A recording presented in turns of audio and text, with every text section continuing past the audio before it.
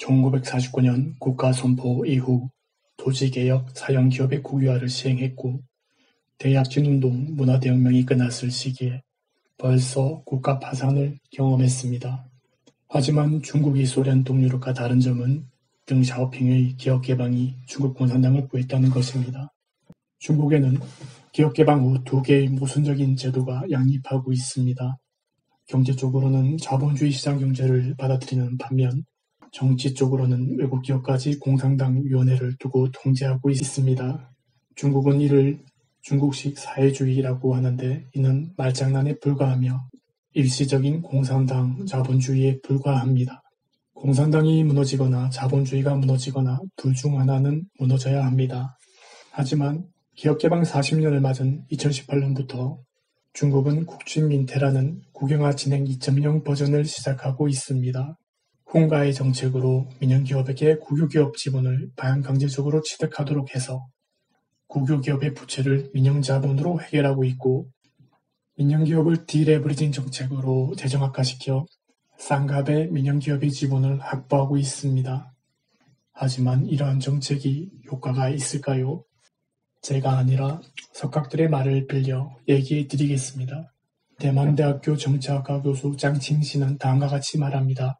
중국은 경제, 사회, 생태, 부정부패, 법률, 교육 등 해결해야 할 산적 문제가 있지만 근본적으로 문제를 풀지 못합니다. 왜냐하면 공산당에게는 이 모든 문제가 정치적 문제가 되기 때문입니다. 공산당이 유일하게 하지 않는 것이 있는데 그것은 정치개혁입니다. 개혁을 하면 공산당이 물러나야 되기 때문입니다. 결국 중국은 중국 공산당의 집권하에 내부적인 문제가 계속 썩어 문드러져서 결국은 무너질 것입니다. 그리고 장증시 교수는 장자크 루소의 사회개혁론과 애덤 스미스의 국부론으로 중국 공산당이 빠진 함정에 대해서 얘기합니다. 중국은 중국 건립과 동시에 재산을 국유화했고 기업개방 이후에는 공권력을 자본화했습니다. 공권력으로 개인 돈을 벌었고 국유기업은 공산당 권력층 자식들에게 기속 승계되고 있습니다. 공산당과 관료가 상인으로 변하는 사형 정부가 된 것입니다. 장자크 루소는 사회개혁론에서 재산은 공유될 수 없고 권력은 사유될 수 없다. 그렇지 못하면 인류는 천안의 문으로 들어가는 것이다. 라고 말했습니다. 하지만 중국에서 재산은 공유되고 권력은 사유되고 있습니다. 장자크 루소의 말대로 중국의 미래는 재난의 문으로 걸어 들어가는 것입니다. 애덤 스미스는 국보론 제5장에서 상인과 통치자의 본질상의 모순을 얘기하고 있습니다. 경제학에서 시장 기능은 정부의 관여가 없는 조건 하에 사고 파는 사람은 자유로운 교역을 통하여 사회의 최대 이익을 만듭니다.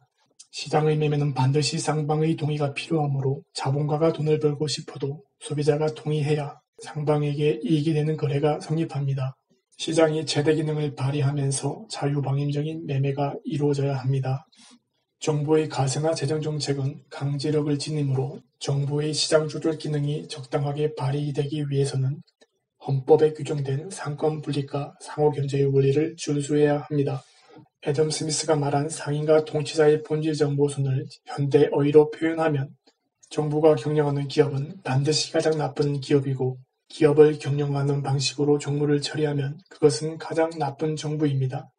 바꿔 말하면 기업은 개인이 자유롭게 경영해야 하는 것이고 공영기업은 기업을 망치는 것입니다.